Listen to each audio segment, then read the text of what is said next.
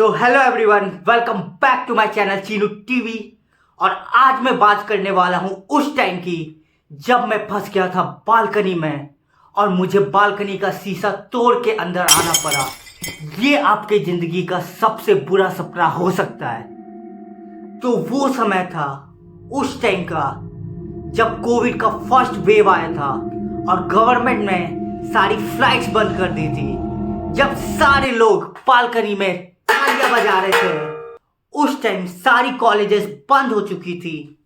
तो जहां कि मेरे सारे दोस्त अपने अपने घर जा चुके थे, मैंने सोचा कि मैं अपने भैया के घर कुछ दिनों के लिए चला जाता हूं।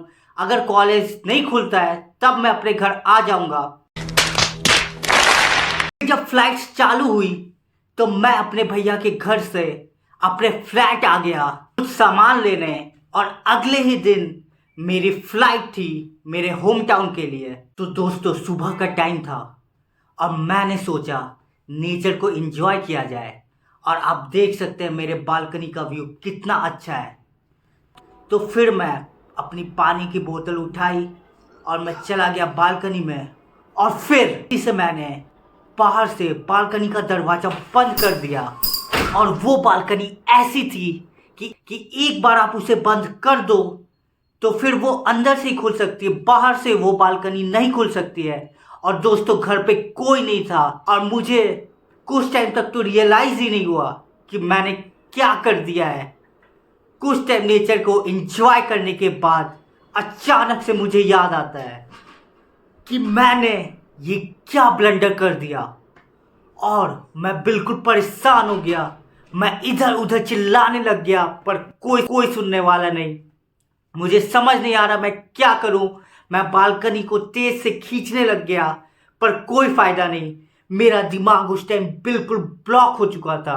मुझे कुछ समझ नहीं आ रहा था कि मैं क्या करूं। तो वीडियो में आगे बढ़ने से पहले अर्ज किया है, आजकल रातों में लगने लगी है ठंडी, आजकल रातों में लगने लगी है ठंडी। मेरे दोस्त विकास को धोखा दे गई उसकी बंदी। ये क्या हुआ, कैसे हुआ, कब हुआ, क्यों हुआ, जब। सो दोस्तों, बहुत सारी नाकाम कोशिशों के बाद मैं बहुत ज़्यादा फ्रस्ट्रेट हो गया और उस टाइम दिमाग भी बिल्कुल ब्लॉक हो चुका था, कुछ समझ नहीं आ रहा था। और उस टाइम ऐसा था कि मुझे किसी भी तरह अब ये बालकनी से बाहर आना ही है, चाहे कुछ भी हो जाए। तो मैं फ्रस्ट्रेशन के कारण बालकनी के शीशे पे लात मारने लग गया। क्या हुआ, कैसे हुआ, कब हुआ। ये जो मैं कर रहा था ये बहुत बड़ी बेवकूफ़ी थी, पर उस टाइम मुझे जैसे तैसे बालकनी से अंदर आना था घर के, और मैं लात मारता चला गया। और 7 से 8 लात मारने के बाद फाइनली वो शीशा टूट गया। जैसे ही वो शीशा टूटा, मैं किसी तरह वो छोटे से गैप से किसी तरह मैं घर के अंदर आया। और घर के अंदर आते ही मेरा जो पैर था वो पूरी तरह कट चुका था शीशे के कारण, और पूरे फ्लैट में खून ही खून हो गया था। मैंने जल्दी से अपने एक दोस्त को कॉल किया जो कि मेरे घर के बगल में रहता था। वो जब घर आया और जब उसने घर की हालत देखी तो उसे लगा मैंने किसी का मर्डर कर दिया है, क्योंकि पूरे घर में खून ही खून था, खून ही खून, खून ही खून, खून ही खून। ये था गाइस मेरी जिंदगी का ऐसा पल जो मैं कभी भूल नहीं पाऊंगा।